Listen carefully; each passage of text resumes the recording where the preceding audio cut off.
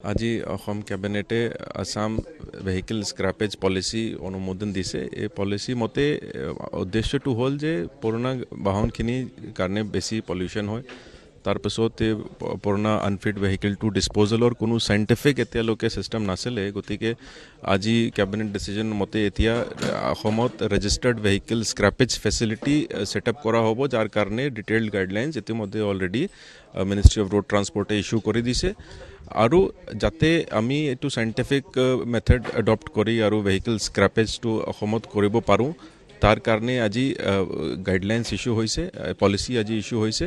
সেইমতে 1 এপ্ৰিল 2022 15 বছৰতকৈ পুৰণা যিমান চৰকাৰী বাহন আছে, এইখিনি বাহন ডিচেম্বৰৰ মাহৰ ভিতৰত এই বছৰত স্ক্ৰাপেজ যাব লাগিব। আৰু ইতিমধ্যে অলৰেডি ইলেক্ট্ৰিক ভেহিকেল পলিচি আহি গৈছে, য'ত দিয়া আছে যে 2025 পাছত অকল গভৰ্ণমেণ্ট ছেক্টৰত ইলেক্ট্ৰিক ভেহিকেলছে কিনা হ'ব।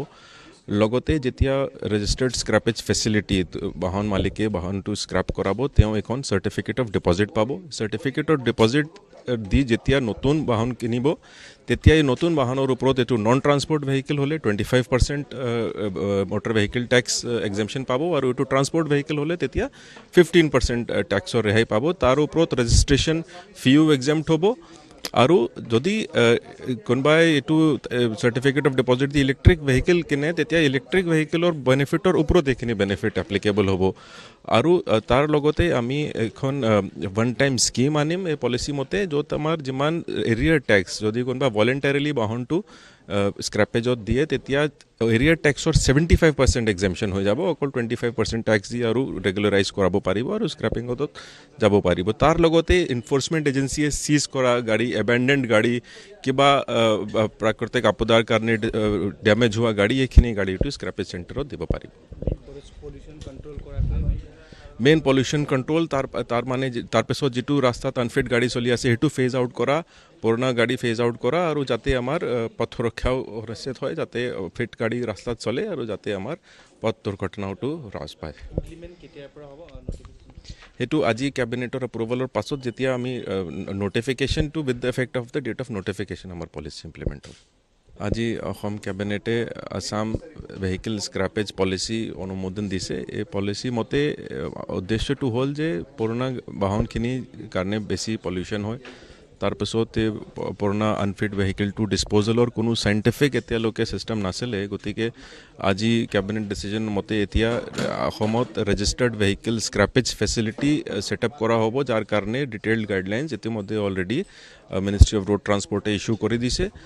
আৰু যাতে আমি এইটো চাইণ্টিফিক মেথড এডপ্ট কৰি আৰু ভেহিকেল স্ক্ৰাপেজটো অসমত কৰিব পাৰোঁ, তাৰ কাৰণে আজি গাইডলাইনছ ইছ্যু হৈছে, পলিচি আজি ইছ্যু হৈছে।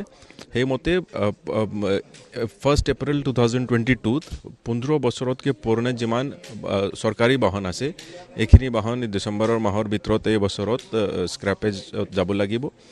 আৰু ইতিমধ্যে অলৰেডি ইলেক্ট্ৰিক ভেহিকেল পলিচি আহি গৈছে, য'ত দিয়া আছে যে 2025 পাছত অকল গভৰ্ণমেণ্ট ছেক্টৰত ইলেক্ট্ৰিক ভেহিকেলছে কিনা হ'ব। লগতে যেতিয়া ৰেজিষ্টাৰ্ড স্ক্ৰাপেজ ফেচিলিটিত বাহন মালিকে বাহনটো স্ক্ৰাপ কৰাব, তেওঁ এখন চাৰ্টিফিকেট অফ ডিপজিট পাব।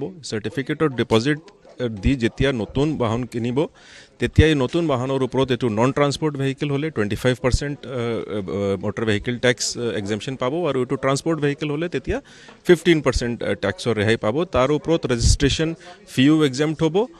আৰু যদি কোনোবাই এইটো certificate of deposit the electric vehicle কিনে, তেতিয়া ইলেক্ট্ৰিক ভেহিকেলৰ বেনিফিটৰ ওপৰত এইখিনি বেনিফিট এপ্লিকেবল হ'ব। আৰু তাৰ লগতে আমি এখন ওৱান টাইম স্কিম আনিম এই পলিচি মতে, য'ত আমাৰ যিমান এৰিয়াৰ টেক্স, যদি কোনোবা ভলেণ্টাৰীলি বাহনটো স্ক্ৰেপেজত দিয়ে, তেতিয়া এৰিয়াৰ টেক্সৰ 75% এক্সেম্পশ্যন হৈ যাব। অকল 25% টেক্স দি আৰু ৰেগুলাৰাইজ কৰাব পাৰিব আৰু স্ক্ৰেপিঙত যাব পাৰিব। তাৰ লগতে এনফৰ্চমেণ্ট এজেঞ্চিয়ে চিজ কৰা গাড়ী, এবেণ্ডেণ্ড গাড়ী, কিবা প্ৰাকৃতিক আপদাৰ কাৰণে ডেমেজ হোৱা গাড়ী, এইখিনি গাড়ীটো স্ক্ৰেপেজ চেণ্টাৰত দিব পাৰিব। মেইন পলিউশ্যন কণ্ট্ৰল, তাৰপিছত যিটো ৰাস্তাত আনফিট গাড়ী চলি আছে সেইটো ফেজ আউট কৰা, পুৰণা গাড়ী ফেজ আউট কৰা, আৰু যাতে আমাৰ পথ সুৰক্ষাও নিশ্চিত হয়, যাতে ফিট গাড়ী ৰাস্তাত চলে আৰু যাতে আমাৰ পথ দুৰ্ঘটনাটো হ্ৰাস পায়। সেইটো আজি কেবিনেটৰ এপ্ৰুভেলৰ পাছত যেতিয়া আমি নটিফিকেশ্যনটো with the effect of the date of notification আমাৰ পলিচি ইমপ্লিমেণ্ট হ'ব।